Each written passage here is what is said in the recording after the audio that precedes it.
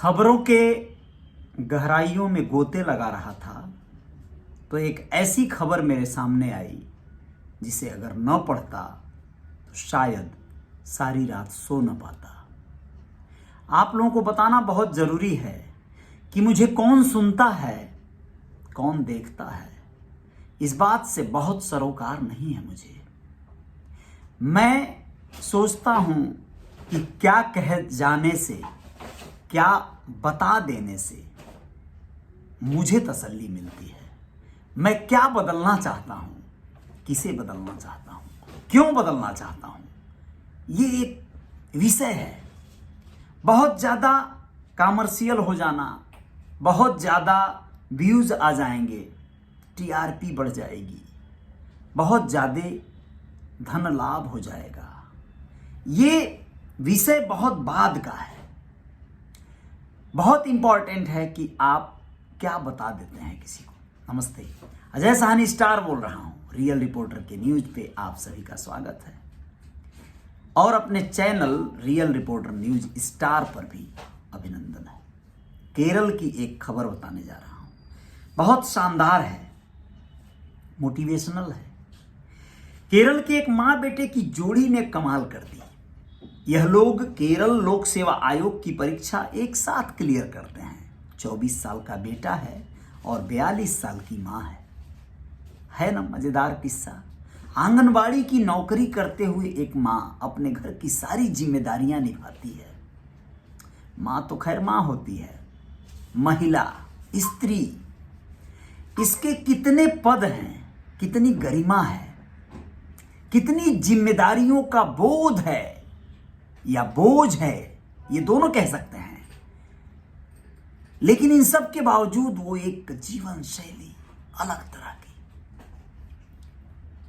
आप लोगों को बताना जरूरी है कि अब मां भी सरकारी नौकरी करेगी और मां की उम्र 42 साल है और 24 साल का बेटा भी। बिंदु को पढ़ाई और पीसीएस की तैयारी की प्रेरणा मिली अपने ही बेटे से। वो 10वीं में उसे पढ़ाई में मदद किया करती थी। पढ़ाई की रुचि और बढ़ी, जिसके बाद उन्होंने स्टेट सर्विस कमीशन के लिए तैयारी शुरू कर दी। उनकी मेहनत रंग लाई।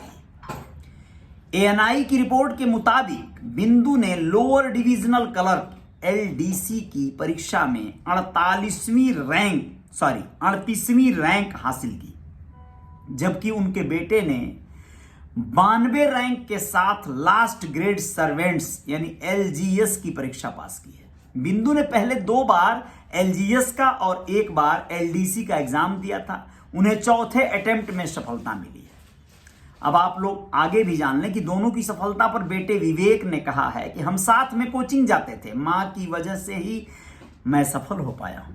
मेरे पिता ने भी तैयारी के दौरान हर जरूरत पूरी की, टीचर्स ने भी पूरा सपोर्ट किया। हम दोनों ने एक साथ पढ़ाई की, लेकिन कभी नहीं सोचा था कि हम एक साथ क्वालिफाई भी करेंगे। हम दोनों हैं बहुत खुश। भले ही दोनों एक ही तरह की तैयारी कर रहे थे और कोचिंग भी साथ ही जाते थे, लेकिन उन्होंने कभी साथ में पढ़ाई नहीं की। वो एक दूसरे से अलग विषयों पर डिस्कस जरूर करते थे। बिंदु अभी तक आंगनवाड़ी में काम करती थी और घर की जिम्मेदारी भी निभाती थी। वो अपनी दोनों जिम्मेदारियां पूरी करने के बाद ही पढ़ाई के लिए बैठ पाती थी। सोच कर देखिए, एक मां का कितना बड़ा अचीवमेंट है ये। कई लोगों को यह आश्चर्य हो रहा होगा कि एक 42 साल की महिला कैसे एग्जाम में बैठ सकती है और कैसे जॉब कर सकती है। जवाब यह है कि केरल में स्ट्रीम 2 पदों की अधिकतम उम्र 40 वर्ष है, लेकिन कुछ वर्गों के लिए, जैसे सामान्य, ओबीसी, एससी एसटी, ऐसे वर्गों में जो लोग आते हैं उनकी आयु सीमा में छूट है। ओबीसी वर्ग के लिए 3 साल यानी 40 साल तक और 3 साल और जोड़ दीजिए 43, और एससी एसटी और विधवाओं के लिए 5 साल की छूट है। इसी तरह विकलांग लोगों के लिए भी 15 साल की छूट है।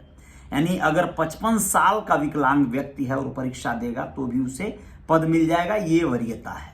तो इस तरह से ये हासिल हुआ है, मतलब एक बड़ा, मतलब एक उपलब्धि, यूं कहें कि एक बड़ी बात है ना ये। उस महिला को, बिंदु को नौकरी मिली और अपने बेटे के साथ। अब एक और जो है लगे हाथों खबर बता देना बहुत इंपॉर्टेंट है दोस्तों। भारत की 7 सबसे अमीर महिलाएं जिन्होंने अपने अपने क्षेत्र में कामयाबी के झंडे गाड़ दिए।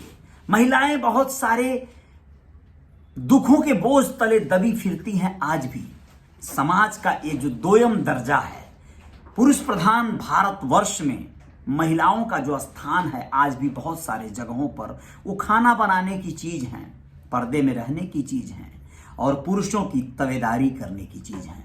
लेकिन इसी में, इसी भारत, इसी हिंदुस्तान, इसी इंडिया में महिलाएं कुछ अलग कीर्तिमान भी स्थापित की हैं। ये बात अलग है कि उन्हें कुछ ऐसे ही दबंग पुरुषों का साथ शायद मिला हो या उनके गार्जियन, भाई, पिता, पति, ऐसे तमाम रिश्तों का संबल मिला हो, तो फिर ये जो है अचीवमेंट हुआ होगा। चाहे जैसे भी हुआ, बदलते जमाने के साथ जितना बदलाव महिलाओं के रहन सहन तथा उनके व्यक्तित्व में आया है, उससे सबसे बड़ा बदलाव कहा जा सकता है, या यूं कहें कि सदियों से खुद को साबित करने का मौका मांग रही इन महिलाओं को जब मौका मिला तो इन्होंने हर क्षेत्र में कामयाबी के झंडे गाड़ दिए। हमारे ही परिवार की कई महिलाओं ने घर की चारदीवारी में अपनी सारी जिंदगी गुजार दी।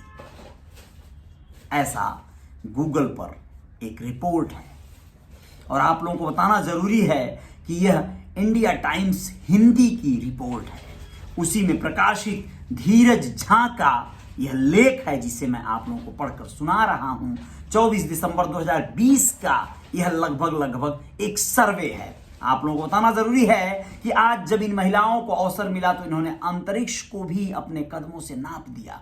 वैसे तो महिलाओं ने सभी का भरोसा जीत लिया, लेकिन फिर भी कुछ एक ऐसे क्षेत्र हैं जहां महिलाओं की पहुंच इतनी ज्यादा नहीं है, जैसे कि संपत्ति। देखा जाए तो महिलाएं शुरू से ही घर के धन का हिसाब किताब करती आई हैं, लेकिन उस धन पर कभी भी मालिकाना हक नहीं रहा इनका।